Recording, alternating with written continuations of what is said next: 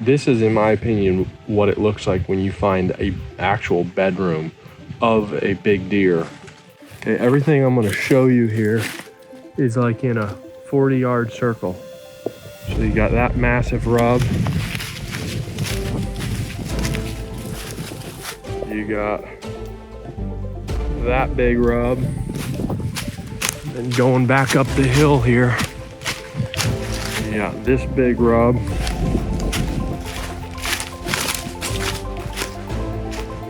There's a big rub way over there. There's a massive rub right there.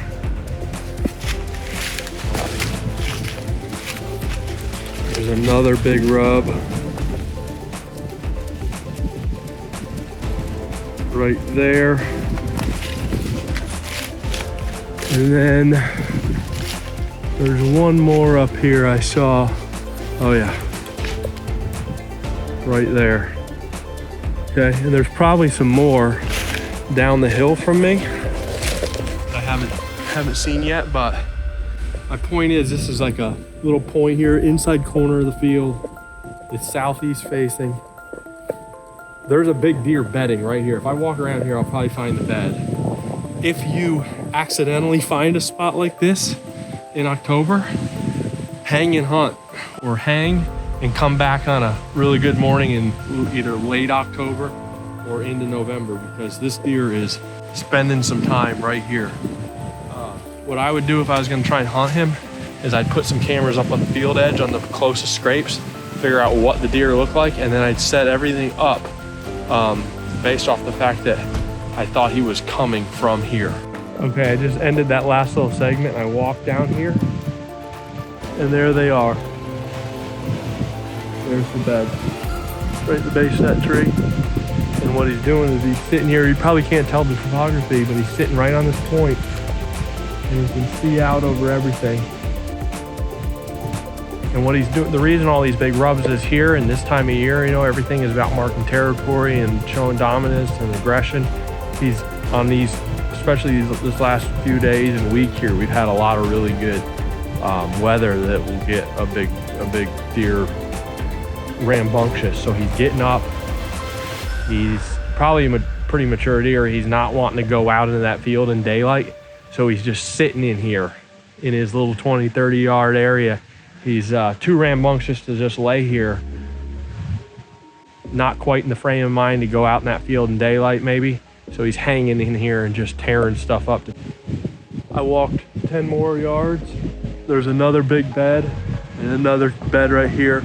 This farm is under contract, and we've been selling these farms kind of pre-market, pre-development, and we'll give people the right to hunt the farm while they're under contract if they give us a non-refundable earnest money, kind of like it almost becomes like a deer lease. So anyway, these guys have the right to hunt this farm right now, even though I still own it.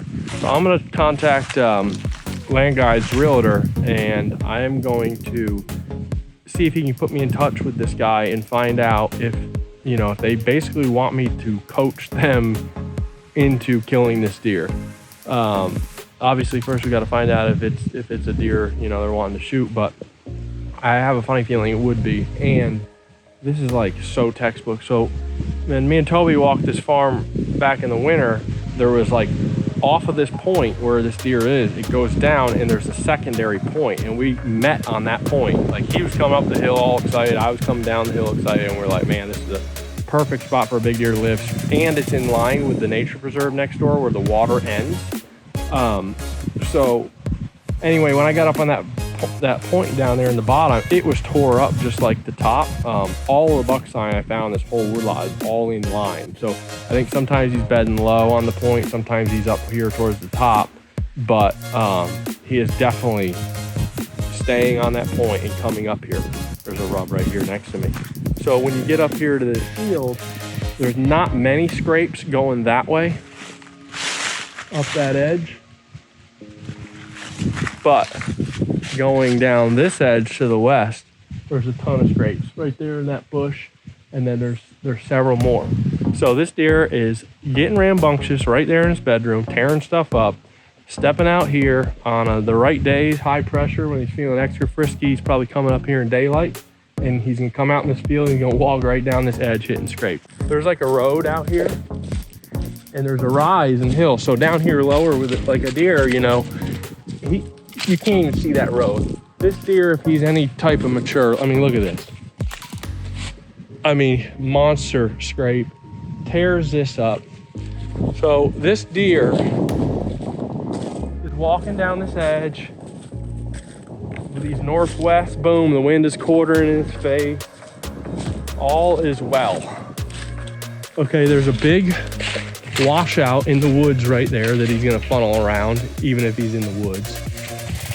All right, and let's see here. There's another big scrape right here. Huge scrape, oh boy. Boom. Scrapes never do justice on video, but huge scrape, another big scrape. All right, so this is no brainer. Okay, given the fact that this is so obvious that this deer is walking this edge, I would set this up and I would be further away, only because these leaves are gonna be coming off. He's coming this way anyway.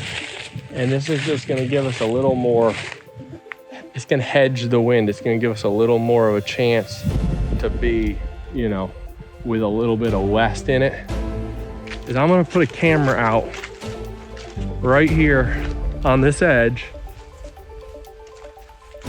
And even if this guy doesn't wanna come shoot this deer, we're at least gonna have this camera here to show us what would have happened. All right, and we're gonna go ahead and say that we would come here every evening for the rest of October on the Magic X days, which we got a video we can link to. All right, so that would be like, you know, it's when a front comes through, the pressure is on the rise, temperature drops, goes bluebird, kind of like today. Today is one of those days. It was gloomy this morning.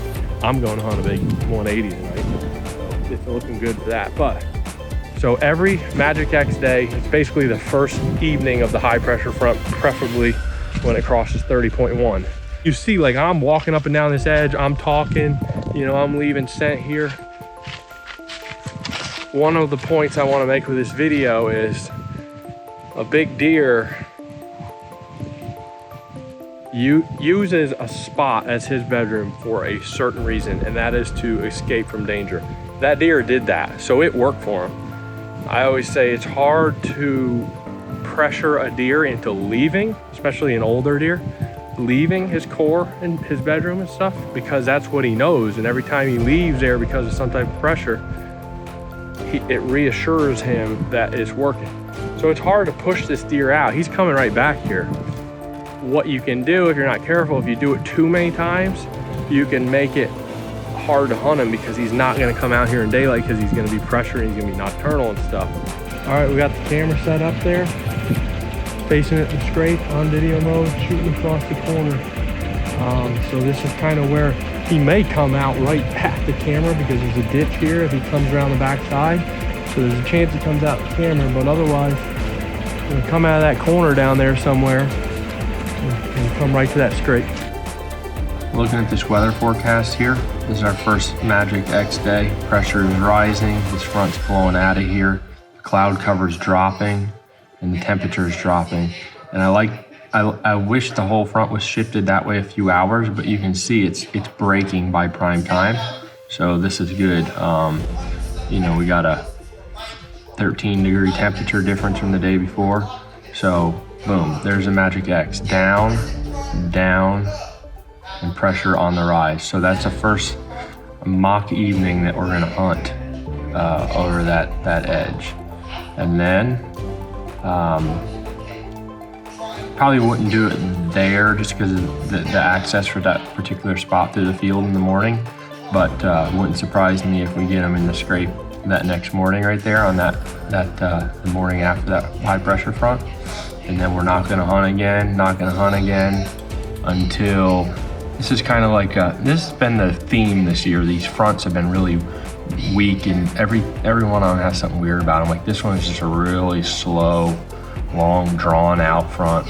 You know, a lot of them haven't had all of the aspects. They'll have the pressure, but they won't have the dry air and the temperature, or they'll have the temperature, but they won't have the pressure. But anyway, the second night that we would plan on hunting will probably be, we'd probably hunt Sunday, the 31st, and then Monday, the 1st. So we'll keep track of these weather fronts, make sure the wind would be good for all these days.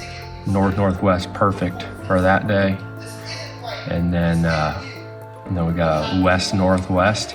On that day, I would loop really wide out to the west, and I'd walk right down the edge, and that way, my scent wasn't blowing down there any further towards him than it would be from the tree stand. And then that day there, that's where a box blind comes in. Those are the best days to ask that deer to get up and walk into the wind in his face. Most powerful days for that exact spot to get that deer there. But, that is where a box blind starts making and breaking you. So without a box blind, you're able to be in the spot 30% of the days that you need to be. With a box blind there, you're able to be in it 100% of those days. So it triples your opportunity.